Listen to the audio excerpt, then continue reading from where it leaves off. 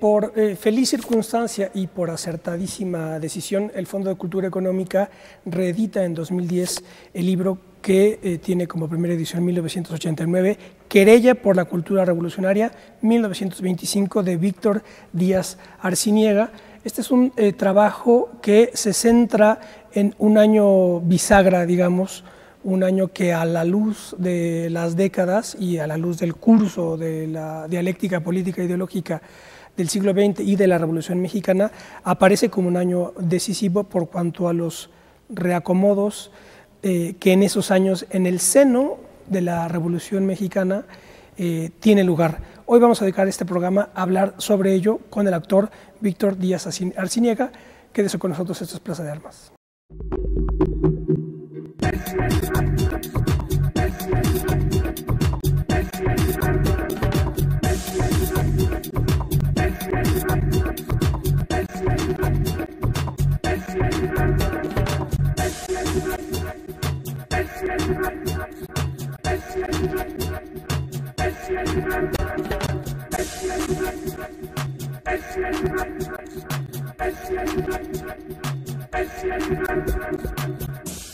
Hola, ¿qué tal? Qué bueno que están en otro programa de Plaza de Armas, aquí por Capital 21. Les recuerdo nuestra página www.plazaarmas.tv y nuestro correo plazadearmas21@gmail.com. Bueno, saludo a nuestro invitado, Víctor Díaz Arciniega. ¿Qué tal, Víctor? Muchas gracias. Al contrario, qué bueno que estás con nosotros. Bueno, ya les digo, el Fondo de Cultura Económica en el contexto del bicentenario de la independencia y centenario de la revolución, reedita un libro de gran interés, lleno de claves fundamentales, de claves que después vertebran todo el curso ideológico y político, ideológico sobre todo, de la Revolución Mexicana, sobre todo porque fue un año 1925 que a lo mejor no se tiene la referencia como puede ser 38 o 17 quizá, en una primera aproximación de la Revolución, ¿no? Pensamos de inmediato 1910, 1914 si se quiere, 1917 Constitución del 17, 1929 fundación del PRI, del PRM, y luego 1938 expropiación petrolera, más o menos, ¿no? Pero la pregunta es, bueno, ¿qué es lo que pasa en 1925? Eso es lo que Víctor hace, cierra el diafragma de análisis histórico y se centra en el año de 25 para ver qué pasó en esta querella por la cultura revolucionaria, y ahora el programa lo dedicaremos a desbrozar precisamente lo que pasa en esa dialéctica. Cuéntanos, por favor, en una primera aproximación, los orígenes del libro, los orígenes de la querella, tus motivos personales. Es una pregunta múltiple, voy a tratar de resolverla. Aquí ya nos seguimos en la hora. Perfecto. Bueno, mira, el origen parece una cosa trivial. Es una investigación de tesis de doctorado para un grado académico y consecuentemente me puse a averiguar lo que significaba la importancia de Mariana Azuela, que era el tema que yo estaba elaborando entonces. Y en un momento dado me encontré con un tropiezo que para resolverlo me condujo a este libro.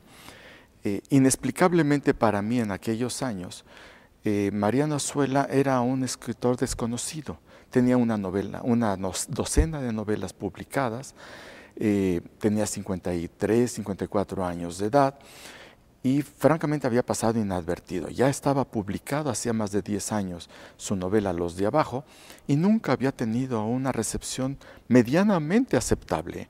Y eso me sorprendió mucho.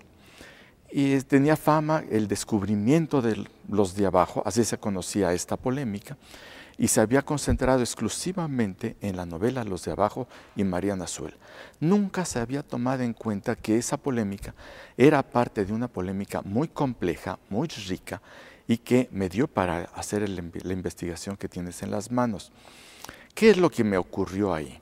Conforme me fui adentrando en la lectura de los periódicos de la época, para reconstruir uno por uno todos los artículos, observar cuáles eran los temas, quiénes eran los actores políticos, cuál era la función de los periódicos, etcétera, que fue una cosa más o menos complicada. Llegué a un punto en donde me llamó la atención esto que tú acabas de referir como un año bisagra. El cambio fue así de sencillo y así de trascendente. Me di cuenta que durante el gobierno de Álvaro Obregón, la noción de revolución mexicana tenía que ver con los hechos de armas, con nuestro pasado de guerra inmediato. Y a partir de la toma de posesión de Plutarco Elías Calles, el 1 de diciembre de 1924, el cambio fue tan rotundo que en muy pocas semanas, realmente 3, 4 meses, y la polémica es muy elocuente en este aspecto, la noción de revolución ya no es la que tenía Álvaro Obregón. La revolución es el porvenir. Es decir, Álvaro Obregón piensa la revolución en función del pasado heroico y la gente de Plutarco Elías Calles piensa la revolución en función de la ideología para el porvenir de México. Este cambio sí que es significativo. Ahí, de alguna manera, estoy viendo cómo el lugar de Mariano Azuela y la novela de Los de Abajo va a cumplir una función significativa, porque va a convertirse en un tipo de novela, de literatura, de creación de una perspectiva de la historia de México, naturalmente literaria, muy distinta a todo lo que se había venido haciendo. Este va a ser el cambio y por eso Azuela se convierte en un modelo para primero los estudiantes, primero para los escritores de literatura y después, muy poco tiempo después, para un uso pedagógico. Y esto va a ser un cambio radical para lo que va a pasar en nuestro país. Tienes ahí, es aquí importante mencionar, tenemos a Obregón del 20 al 24 con secretario de Educación a José Vasconcelos, y luego Calles del expresidente del 24 al 28 con secretario de Educación Puig Casaurang, con un interín ahí de Gastelum, ¿correcto? Sí. Gastelum sustituye a Vasconcelos, pero por muy poco tiempo. Muy poquito tiempo. Muy poquito sí, tiempo. Porque acuérdate que José Vasconcelos renunció por diferencias con la política de Álvaro Obregón, con la candidatura de Plutarco Elías Calles, por el asesinato de Fiel Jurado, y entonces se genera una crisis interna dentro del aparato gubernamental de Álvaro Obregón, y Bernardo Gastelum entra como sustituto temporal hasta que termine el cuatrienio de Álvaro Obregón. Max Aub dice que la novela de la Revolución Mexicana tiene que considerarse después del movimiento modernista hispanoamericano como lo más importante que aporta México en las letras hispanoamericanas. Es muy cierto, por supuesto, porque no solo es la literatura. El lugar de América Latina, dentro de América Latina, el lugar que tiene México en las artes, particularmente el muralismo y la novela de la Revolución, son los dos elementos más significativos, tuvieron una repercusión en América Latina y en Estados Unidos realmente enorme. El muralismo en Estados Unidos es probablemente lo más influyente entre el 10 y el 30 para la pintura norteamericana. Y la conducta postrevolucionaria en las artes para América Latina se va a convertir en una guía conductora, en un modelo referencial para muchos escritores, intelectuales, instituciones, etcétera, en América Latina, incluido Brasil. Entonces, sí, su lugar es preponderante porque va a convertirse en, digamos, una guía de sentido para un quehacer político e intelectual dentro de aquellos países, particularmente Venezuela, Colombia, Perú, Argentina, un poco Uruguay y Brasil. Era como, digamos, el buque guía, ¿no? Lo que sucedía en México. Sí, hasta que aparece en el año 34-35 el movimiento que encabeza Lázaro Cárdenas, que no va a tener mucha simpatía dentro de algunos países, particularmente los que son más tradicionales, más católicos, Argentina, por ejemplo, y que ven con cierta reticencia lo que está pasando en México. Pero esto va a ser hasta mediados de los años 30.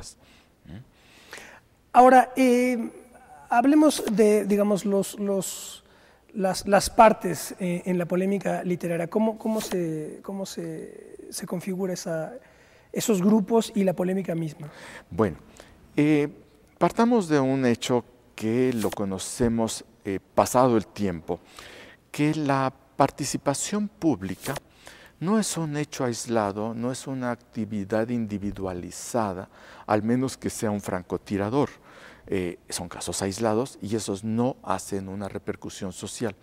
Regularmente un acto público, como puede ser una polémica literaria o política, lo que está es mostrando una posición que va a tratar de orientar a la sociedad política de un país. Son los que llevan la batuta, la sociedad política lleva la batuta de los quehaceres de la actividad política. En 1924-1925, la actividad política no estaba tan extendida como la tenemos ahora en el 2011. Aquella era una sociedad muy chiquita, no solo desde el punto de vista demográfico era un país pequeño, sino también la sociedad política era reducida, eran unos pocos cuantos para aquellos años. Pero eso no significa que no tuvieran fuerza, al contrario, tenían muchísima fuerza. Y lo que importaba era tener un punto de cohesión a partir de elementos comunes. Aquí la teoría de las generaciones, en la perspectiva historiográfica, va a ser muy importante, porque va a permitir cohesionar a los individuos por experiencias personales, sea por educación, sea por participación en actividades públicas, sea por tener maestros y sensibilidades afines, sea por intereses de porvenires más o menos comunes. Esas cosas van a permitir una cohesión simbólica dentro de grupos generacionales. Y esto va a ser significativo dentro de la polémica de 1925, porque nos va a permitir, pasado el tiempo, identificar a dos grupos generacionales que van a participar muy activa y decididamente dentro de la polémica del 25, en lo que podríamos denominar, o ellos se autodenominan como los jóvenes, que es la generación de 1915, la que estaría identificada con el grupo de los 7 sabios, pero sabemos que es una generación muy nutrida, con enorme cantidad de intereses, y la generación de 1929, la que está identificada con la autonomía universitaria y la propuesta vasconcelista hacia la presidencia de la República y un giro de la democracia mexicana. Esas dos son grupos generacionales que están dentro del grupo de los jóvenes, vinculada a la polémica de 1925. Tenemos la contraparte, los viejos, y aquí los viejos es algo que en la perspectiva del 2011 y de mi edad, por ejemplo, yo diría, bueno, eran viejos de 48, 52 años de edad, e inclusive a uno de ellos, a Nemercio García Naranjo, el jovencito Salvador Novo, que tenía 19 años en esa polémica, lo trata de vejete y tiene 47 años de edad. Entonces, la diferencia es muy, muy fuerte por la sensibilidad, la percepción y por la manera de haber vivido la guerra de revolución, y que en el 24 es un balance muy profundo de lo que ocurrió, de la herencia que queda de la revolución y de por dónde orientar a la revolución mexicana. Lo he comentado en otros programas, en la correspondencia entre Reyes y Cosío Villegas. Hay una parte en la que le dice Cosío Villegas a Reyes, le dice, es que ustedes no somos iguales, le dice, pero estaba hablando generacionalmente. Dice, porque los estragos que nosotros ha generado la revolución es distinto al de usted. Y él se refería a su generación, la de Cosío Villegas, que ya no vivió, digamos, como si Reyes o Vasconcelos, los hechos de las armas, ¿no? Pero ahí Cosío Villegas se refería, digamos, a la urgencia de construir instituciones, precisamente, sí, que es la que se ve permanentemente en la figura de Cosío Villegas, por ejemplo, ¿no? Para poner... Bueno, aquí quiero volver sobre el asunto en función de lo que acabas de decir, que es absolutamente indispensable tocarlo y ampliarlo. Tú referiste ya a José Vasconcelos como secretario de Educación Pública dentro del gobierno de Álvaro Obregón y referiste a Manuel Puig Casaubonc en la Secretaría de Educación Pública con Plutarco Elías Calles.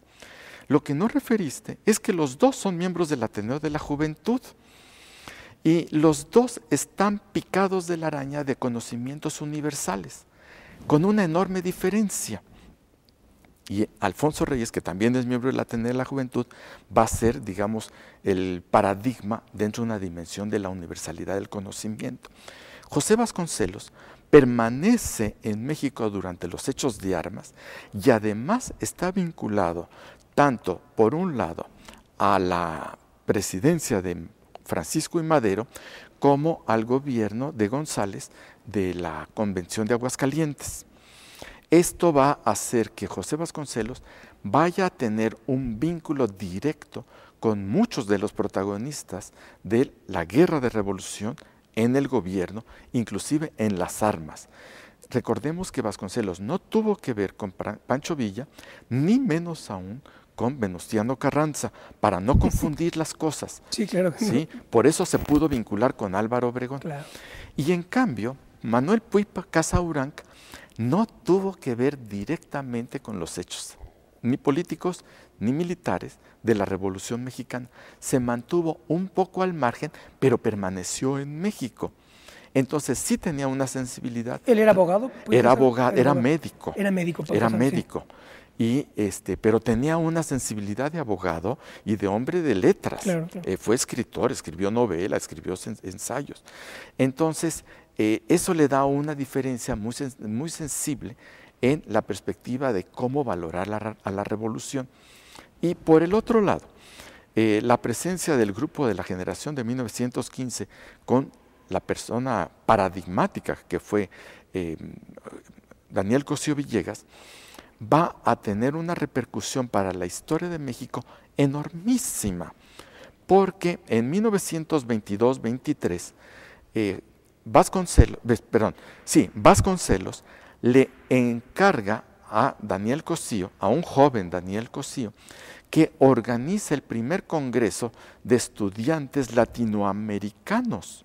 Y la sede es en México, y vienen un mundo de jóvenes más o menos de la misma edad que tiene entonces Daniel Cosío Villegas, y se hace un congreso, y entre los muchos invitados vamos a encontrarnos a Arnaldo Orfila Reynal, que años después va a estar en el Fondo de Cultura, y a Miguel Ángel Asturias de Guatemala, que después va a estar en México como embajador y va a participar en las actividades de su país en México, y otros muchos. Y aquí la figura emblemática también, otro ateneísta preponderante, que es Pedro Enrique Sureña, va a ser el que coordina a este congreso. Esta generación de los 7 sabios, o de la generación del 1915, va a tener una impronta intelectual, quizás heredada del Ateneo de la Juventud, y van a tener, a diferencia del Ateneo, van a tener una actitud o conducta política mucho más decidida, porque van a querer que el conocimiento y las actividades intelectuales cristalicen en instituciones, en hechos palpables que favorezcan a la sociedad, sea por la educación, sea por la salud, los dos grandes ejes para la construcción de la Revolución Mexicana ya en hecho posterior, y para las instituciones de la política, las instituciones de los servicios, que esta generación del 15 va a tener una función decisiva, a diferencia de la generación del 29, que va a orientarse hacia aspectos más pragmáticos de la política. Entonces, sí, lo que tú dijiste, la presencia de Vasconcelos y Cosío Villegas, emblemática y que está dentro de la polémica, es decisiva. También ahí se ve también, tú tienes más cercanía con el Colegio de México, me parece que también se aprecia ese cambio de ritmo drástico entre la presidencia de Alfonso Reyes hasta su muerte en el 59, en el del Colmex, y luego de Cosío Villegas, ¿no? Sí, el ritmo del Colegio aunque nos estamos saliendo un poco del tema, pero yo no diría que es el ritmo del Colegio de México, sino la orientación que se le va a dar. Haré la paréntesis en función de la respuesta. Cuando Alfonso Reyes regresa de Brasil, de una misión diplomática donde estuvo ocupado hasta el año del 39, Lázaro Cárdenas le endosa la responsabilidad de presidir la Casa de España recién fundada, y entre los artífices de la creación de la Casa de España y de la parte del origen de la migración de los republicanos españoles está Daniel Cosío Villegas. Cosío Villegas se vuelve secretario de la Casa de España y después va a ser secretario del Colegio de México, cuando en el 40 Alfonso Reyes la convierte en el Colegio de México por razones políticas. Casa de España estaba condenada a morir y Colegio de México, astutamente Alfonso Reyes la convierte en esa institución para darle continuidad en el tiempo.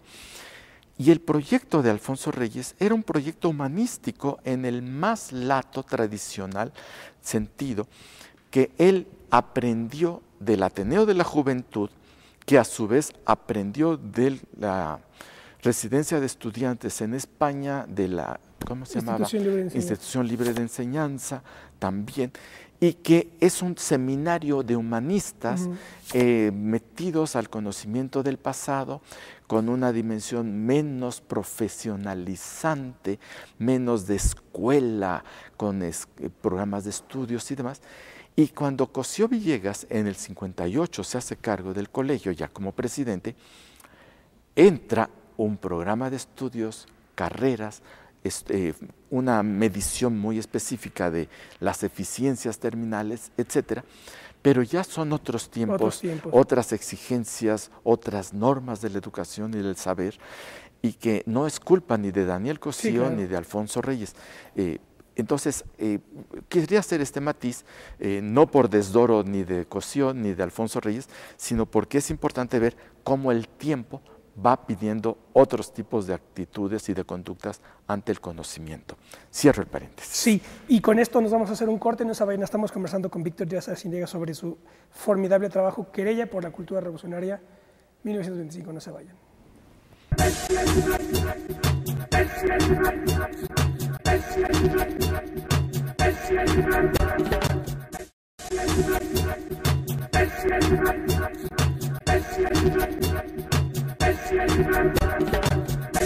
Bueno, ya estamos de vuelta. Estamos conversando con Víctor Díaz Arciniegas sobre Querella por la Cultura Revolucionaria 1925. Víctor está formado en Historia y Letras Hispánicas, UNAM, Colegio de México, y es profesor en la UAM Azcapotzalco. Sí. Tengo aquí, pone Dramatis Personae en su libro, y prácticamente todos son, podríamos decir, nombres de calles ahora, ¿verdad? Sí, curiosamente. Es una manera simbólica, pero importante simbólica e importante de referirse a ello. Mara Nozuela, Narciso Basós, Plutarco Las Calles, Antonio Caso, Daniel Cosío Villegas, Carlos Díaz Dufo, Genaro Estrada, Federico Gamboa, Nemesio García Naranjo, Manuel Gómez Morín, Enrique González Martínez, José Gorostiza, Enrique Sureña, Andrés y Duarte, Julio Jiménez Rueda, Vasconcelos, Salvador Novo, en fin, como digo, nombres de calles y de instituciones y de constructores del Estado mexicano contemporáneo, y precisamente inclinémonos ahora a esa parte de la polémica, sus repercusiones por cuanto a la configuración orgánica del Estado mexicano y su conjugación con la novela de la Revolución Mexicana como cobertura ideológica y articuladora de esa gran matriz que es la Revolución Mexicana. Sí, es muy, muy significativo, es una feliz coincidencia que estemos acompañados de Alfonso Reyes y de Gramsci en esta conversación, porque hay una combinación muy sui generis dentro de la polémica del 25, no porque tenga que ver con Alfonso Reyes, ni menos aún con Gramsci, para nada. Sin embargo, el efecto tiene que ver con la imagen tutelar que Alfonso Reyes representó para cierto grupo de individuos de la generación de 1915, no solo es Alfonso Reyes, es José Vasconcelos, es Antonio Caso, es un poco Martín Luis Guzmán, un poco, porque no es una figura tutelar, no ejerció magisterio, pero sí tuvo un lugar significativo. Volveré sobre la parte de Martín Luis Guzmán dentro de la política mexicana. Y que estos hombres, en cuanto a ejemplo, van a significar para la generación del 15 modelo a seguir en cuanto a su compromiso con el conocimiento, con la inteligencia, con la función crítica del pensamiento. ¿Sí? Van a ser hombres que van a impulsar una reflexión sistemática en torno al pensamiento filosófico, a la medicina, al pensamiento científico en el mejor sentido, sea en la física con un Sandoval Vallarta, o sea en la medicina con un doctor Ignacio Chávez, por ejemplo. Cualquiera de estos extremos son generación de 1915 y son los grandes constructores de las instituciones de nuestro país. Simultáneamente, nos vamos a encontrar en la generación de 1915 a otro grupo de individuos. Sí, son poquitos, pero son de una trascendencia enormísima. Manuel Gómez Morín y Vicente Lombardo Toledano y Narciso Bassols. Es la construcción de la institución de la política mexicana, sea por el lado de un partido como Acción Nacional, sí, con Gómez Morín, 1937-38, o una actividad política de una rectitud intachable con Narciso Bassols, que fue secretario de la universidad, secretario de Estado, ministro de la Suprema Corte, embajador, asesor importantísimo de varios, del presidente Lázaro Cárdenas y luego de Ruiz Cortines. Estuvo metido en la política en los lugares más idóneos, no porque tomara decisiones, eventualmente le tocó hacerlo como secretario, sino como parte de la inteligencia que está detrás de los que toman decisiones en el gobierno. Y naturalmente, la figura pragmática por antonomasia de la política sindical en México, que es don Vicente Lombardo Toledano, un ideólogo perfectamente articulado que participó en el quehacer de la política desde la fundación de, por ejemplo, secretario de la Escuela Nacional Preparatoria, secretario dentro de la universidad, no sé de qué funciones de alto nivel, hasta la creación de la CTM en el 37-38 y toda su labor dentro de organizaciones laborales y después del Partido Popular y Popular Socialista. Aquí estamos viendo cómo se va construyendo la parte de las instituciones que van a ser decisivas para el Estado Nacional Revolucionario. ¿Sí?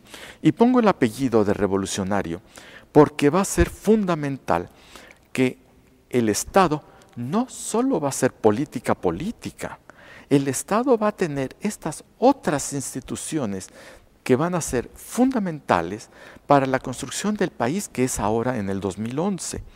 Las instituciones de educación, las instituciones de salud, las instituciones para la construcción de la infraestructura misma del país, infraestructura carretera, hidráulica, energética, etc.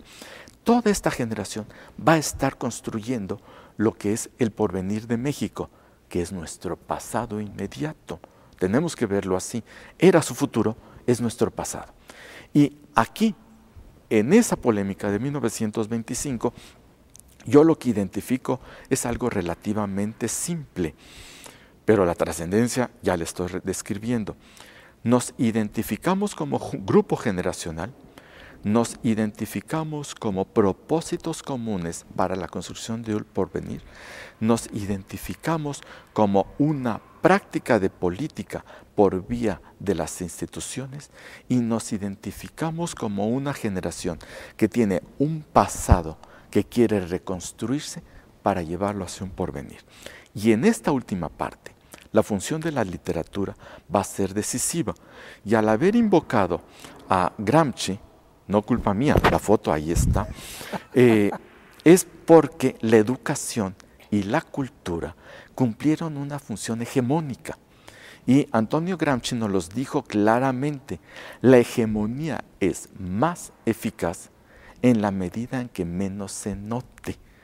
Y si nos damos cuenta, el sistema educativo que ha seguido México a lo largo de toda su historia, particularmente a partir del gobierno de Lázaro Cárdenas hasta nuestros días, ha tenido una función decisiva en cuanto a la cohesión de la ideología de la revolución, la ideología nacionalista, la noción de soberanía, la noción de patria, la noción de heroicidad de la Revolución Mexicana, etc. Y aquí retomo a Martín Luis Guzmán, que no estuvo en la polémica, que sí estuvo en la revolución, que es un importantísimo miembro del Ateneo de la Juventud y que va a ser las dos obras de la Revolución Mexicana más emblemática desde la perspectiva crítica: El águila y la serpiente y La sombra del caudillo. Ejemplares, sin duda alguna, los grandes paradigmas de la literatura crítica de la Revolución Mexicana. La crónica novelada de la revolución en El águila y la serpiente, y sobre todo la reconstrucción ficticia, subrayo, de la construcción de la política nacional en los años 20 sobre Obregón y Plutarco Elías Calles a través de La sombra del caudillo, que es la síntesis de dos episodios de sangre, el asesinato de Fiel Jurado y el asesinato del general Serrano, y que Martín Luis Guzmán los funde en un solo episodio ficticio y nos presenta una novela policíaca, política y muy crítica de la construcción del Estado Nacional Revolucionario. Pero también Martín Luis Guzmán va a ser el escritor de las memorias de Pancho Villa, a solicitud no de Lázaro Cárdenas en 1937, sino de su conciencia crítica, porque tenía una deuda moral con Pancho Villa, con quien había estado junto en algunos hechos episódicos de la política, no de las armas, porque Martín Luis Guzmán no estuvo en hechos de armas, pero sí en la política, y política dura de la negociación en México, en Estados Unidos y eventualmente en Europa. Sí, de hecho Manuel Azaña dice que Martín Luis Guzmán está loco, le gusta más la política que a mí. Sí, sí, por supuesto.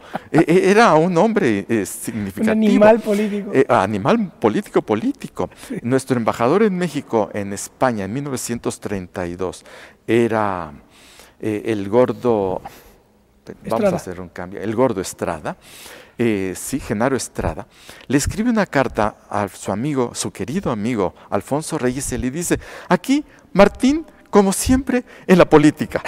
Sí, por supuesto, era político, muy político. Bueno, llega a México en el 36, en el 37 empieza a publicar en el periódico El Universal las memorias de Pancho Villa. Durante 4 años y medio consecutivos, semana a semana, salen esas 500 páginas de las memorias de Pancho Villa y hace lo que Frederick Katz denominó la leyenda blanca.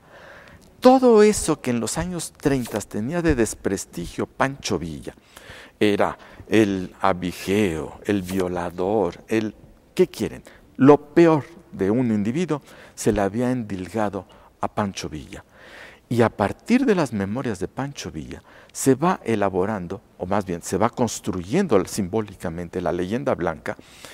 Y lo más sorprendente de esas memorias de Pancho Villa que hace Martín Luis Guzmán es que nos construye un Pancho Villa que tiene dos características realmente espectaculares.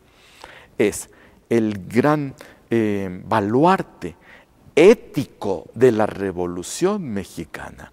Es un decálogo, más que un decálogo, es un prontuario de la ética que debe seguir un hombre comprometido con el país, que se metió a la revolución, que deseó un porvenir, y es la construcción de una idea de revolución mexicana en donde el deber ser de los hombres los hombres del pueblo comprometidos con México es 2 puntos y nos dice en qué debemos comprometernos.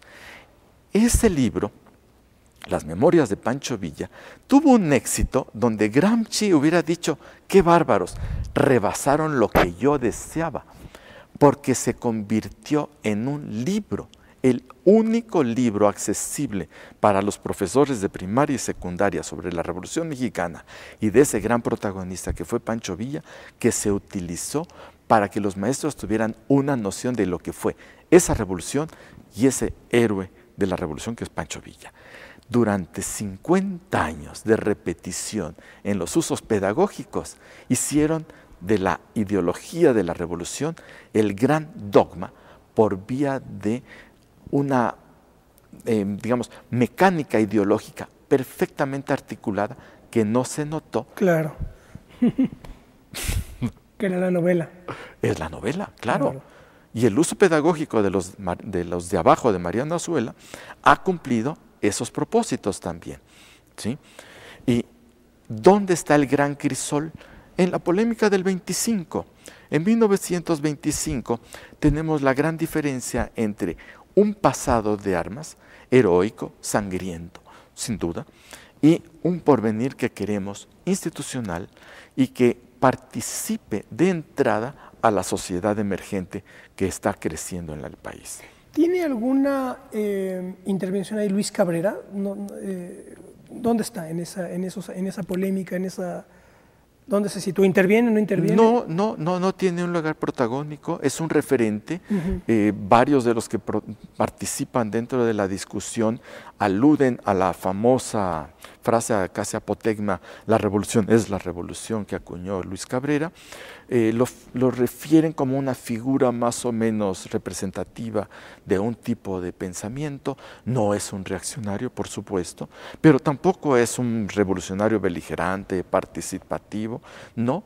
Va a aparecer años después en un lugar protagónico, pero va a ser hasta los años 40 y de una manera muy sesgada, lateral. Cuando habla de la revolución de antes y la revolución de ahora. Exactamente, y cuando lo involucran en una crisis de la Universidad Nacional, una huelga, que hasta lo nombran rector, un rector de 3 días, pero rector al fin y al cabo. Claro.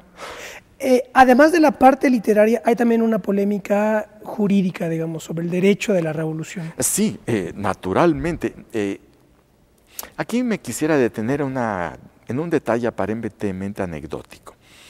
La Escuela Nacional de Jurisprudencia, que dependía naturalmente de la Universidad Nacional de México, todavía no era autónoma, había estado dirigida en los años del 23 y 24 por el muy joven Manuel Gómez Morín.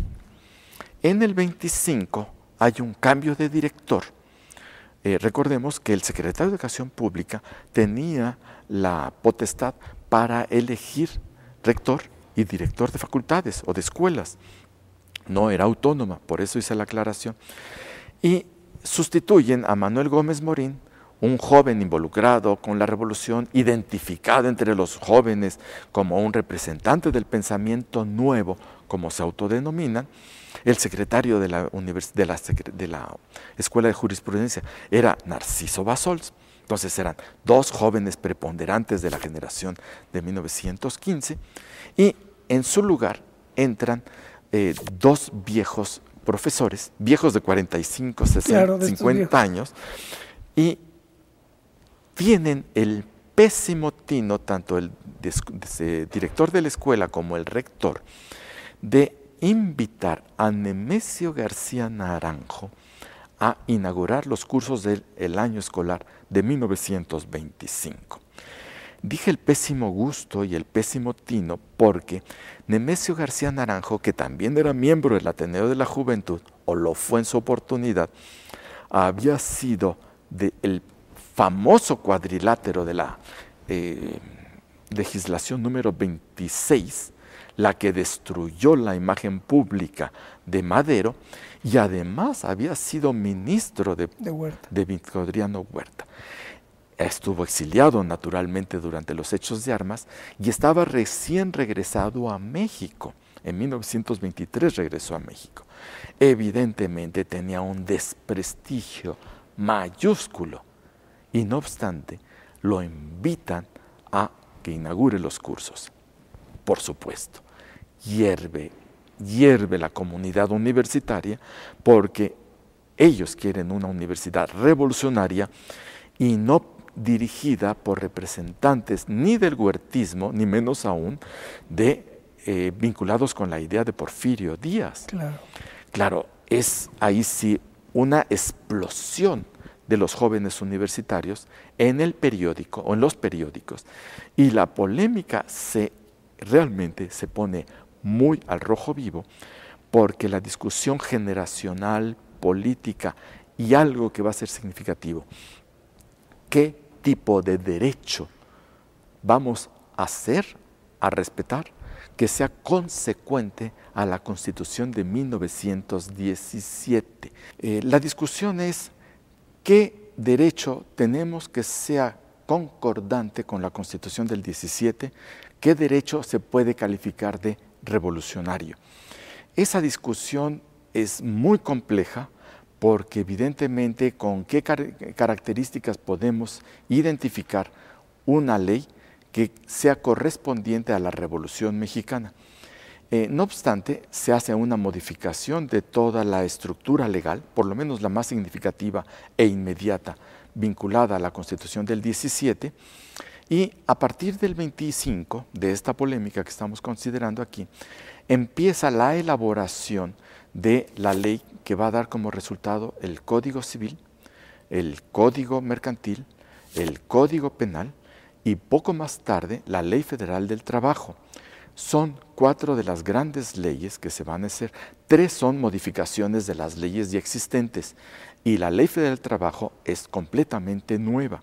Entonces sí es importante tener presente que en el año del 25, al hablar de la construcción de un porvenir, ese porvenir va a estar articulado en muchas áreas que el derecho, las leyes, van a tener un lugar relevante para que sobre esa normatividad se pueda tomar decisiones para puedan tomar decisiones para aplicar la ley. Ahí la posición de Gómez Morín, ¿por qué derroteros? Gómez Morín, junto con Daniel Cosío Villegas, van a tener una posición muy significativa en un detalle aparentemente menor.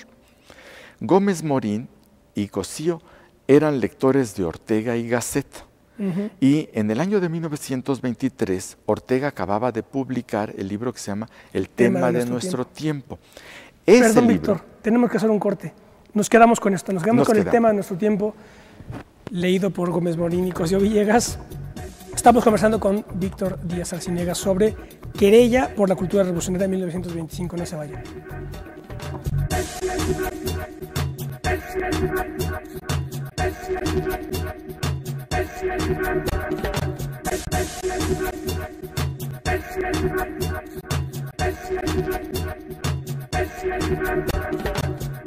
Bien, ya estamos de vuelta, estamos conversando con Víctor Díaz Arciniegas sobre su formidable trabajo Querella por la cultura revolucionaria 1925, prólogo de Álvaro Matute para esta reedición que hace el Fondo de Cultura Económica con motivo del Bicentenario de la Independencia, Centenario de la Revolución. Este es un trabajo de 1989, detonado por un interés muy particular en la obra de Mariano Azuela. Nos quedamos con Ortega, el tema de nuestro tiempo, y las lecturas que de él hacen Gómez Morín y Cosío Villegas. Sí, mira, la presencia de Ortega y Gasset dentro de la polémica no es una cosa circunstancial ni lateral. Tiene que ver con cómo los jóvenes de 1925 estaban leyendo a los filósofos, particularmente los más influyentes como Ortega y Gasset, y a otros de Europa y a ninguno de América Latina. Que leían a través de Revista de Occidente. La Revista de Occidente circulaba permanentemente, era la gran promotora del pensamiento nuevo europeo. Y Ortega obviamente tenía un lugar preponderante.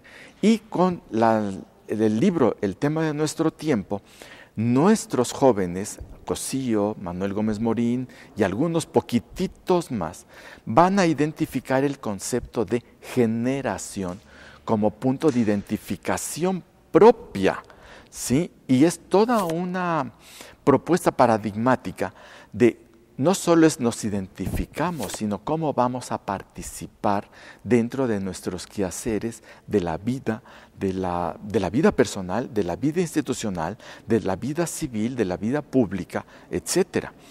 Y este punto les va a permitir codificar para sí mismos y después a través de los artículos periodísticos, codificar cuál es la función rectora sobre la cual van a caminar estos jóvenes. Y esto va a ser decisivo para la conducta que van a poner en marcha dentro de sus actividades públicas. Por ejemplo, Samuel Ramos tiene la revista Antorcha, que originalmente la había echado a andar José Vasconcelos, y Ramos y Cosío Villegas se hacen cargo, la continúan y empiezan a escribir artículos de carácter crítico, muy bien articulados, nada demagógicos, que van hacia la construcción más bien hacia la convocatoria de vamos a pensar críticamente nuestro presente en función del porvenir. Esto va a ser decisivo, porque va a coincidir con otro grupo, también miembros de la generación de 1915, que se va a identificar pasados los años en la revista Contemporáneos, el grupo Los Contemporáneos. También colaboraron con las publicaciones de José Vasconcelos en la Secretaría de Educación Pública, también estuvieron al lado de Pedro Enrique Sureña y van a tener también una posición muy crítica respecto al quehacer de la literatura. Este es un hecho que quiero subrayar, porque vamos a tener unos años 20 que empieza más o menos en 1922 con las primeras presentaciones que hace el grupo de los estridentistas con Manuel Maples Arce al frente de este pequeño grupo, de que es una literatura vanguardista. Inclusive un hombre como Mariano Azuela, que ya tiene sus casi 50 años, escribe la novela La Malora en 1923, que es una novela rotundamente vanguardista, pero con características sociales muy críticas, que no es una novela de un joven, sino de un hombre mayor, con un sentido crítico muy profundo, y que va a estar dentro de ese aire de los tiempos de la época, de renovación literaria, de propuestas vanguardistas, de nuevas inquietudes estéticas, nueva música, nueva pintura, otras orientaciones de la estética. Por ejemplo, las primeras exposiciones de Rufino Tamayo se hacen en estos años del 23, 24. Entonces tenemos otra sensibilidad que está germinando para obras de mayor aliento que aparecerán hacia el año del 27, 28, en el 29.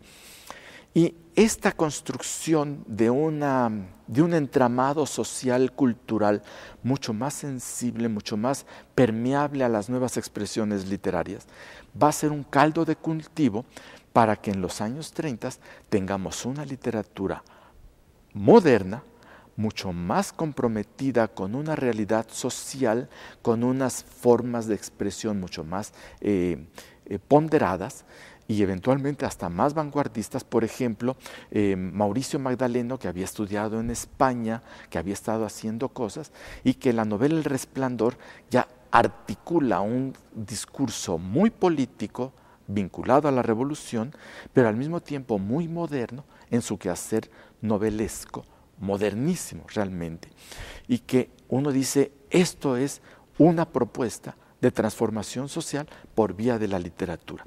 Estos años 20 van a ser muy significativos en cuanto a que nos van a permitir identificar corrientes literarias para la novela de la revolución, para la poesía, para la crítica y algo muy significativo también, para la visión del cine, porque empieza a circular el cine y se empieza a escribir crítica cinematográfica en los años 20.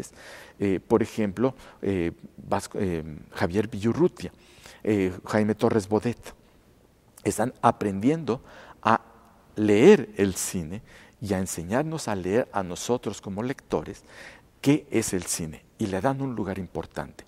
Juan Bustillo Oro va a estar dentro de esta generación y será el que hace los primeros intentos de una nueva perspectiva del cine mexicano, y es el que hace, por ejemplo, la primera versión de Los de Abajo en el año del 38, una estupenda puesta cinematográfica de esta película. ¿Eisenstein cuándo está aquí? En el año del 31-32, más o menos. Porque también fue fundamental que Eisenstein lleva, digamos, la plástica y la gráfica de la revolución y del muralismo, sí, la lleva al cine, ¿no? Y la proyecta internacionalmente, claro, ¿correcto? Claro, sí, va a ser muy... Creo que estuvo un poco antes, hacia el 28. Mis fechas de esa presencia no están muy sólidas, que digo. Ahora bien, todo esto sucede fundamentalmente en la Ciudad de México, ¿o no? No, ¿O está Guadalajara? No, extrañamente. Guadalajara estaba bandera de provincias sí, de Yáñez y el grupo de... Sí, te felicito por tus conocimientos. Sí, hay una efervescencia que empieza a irradiar hacia la provincia. Refieres Guadalajara, está Aguascalientes, está San Luis Potosí, está Jalapa. En Jalapa hay un hervidero de literatura de carácter anarquista impresionante y que va a tener una corriente de la literatura que se denomina proletaria para los años 32, 34. Entonces, sí, en los años 20, o sea, la segunda mitad de los años 20 van a ser, digamos que, los más significativos en cuanto a la identificación de una sensibilidad política, estética, literariamente hablando, políticamente hablando, que va a construir la base para que en los años 30 con Lázaro Cárdenas o en los años 40 la modernización de Ávila Camacho, Miguel Alemán, tenga ya un despliegue mucho más acabado, digamos, enriquecido con la presencia de los refugiados españoles a partir del 39 y que va a desplegarse muy sólidamente hacia un porvenir que veremos ya en los años 50, pero con otros signos críticos muy distintos. Claro. Sí, aquí en esos años 20 se trazan los vectores, digamos, ¿no? Sobre los que después se hilvanan las instituciones y la propia dialéctica del la Estado. cimentación más consistente derivada de la Revolución Mexicana, desde el punto de vista de ideas, de sensibilidad y de proyectos, se da en los años 20. Sobre todo porque el impulso de José Vasconcelos, que le otorga responsabilidades a jóvenes que están saliendo de la adolescencia y que les otorga, repito, esa responsabilidad de llevar un congreso, de llevar publicaciones, de llevar a cabo tareas de alfabetización, de tener como santo y seña el alfabeto, el libro, la noción de cultura, la sensibilidad estética. Eso va a ser fundamental para que en la segunda mitad se impulse una noción de porvenir para la Revolución Mexicana. Y se conecta con su candidatura del 29, además, ¿no? Por supuesto. Cuaja políticamente en esa... Pero ya con una nueva generación de jóvenes. Claro. Sí, que eso va a ser decisivo. Que estaba ya López Mateos, que después llega claro. a la presidencia. Sí. Víctor, te agradezco muchísimo, se nos fue el tiempo, pero fue fantástica la charla y tu libro también formidable. Muchas Ismael, gracias. muchas gracias por la oportunidad. Bueno, pues ustedes no dejen de llevarse Querella por la Cultura Revolucionaria 1925 de Víctor Díaz Arciniega. El Fondo Cultural lo acaba de reeditar en 2010. Prólogo de Álvaro Matute. Espero que les haya interesado y que el programa sirva para estimularlos a comprárselo. Nos vemos la próxima. Hasta pronto.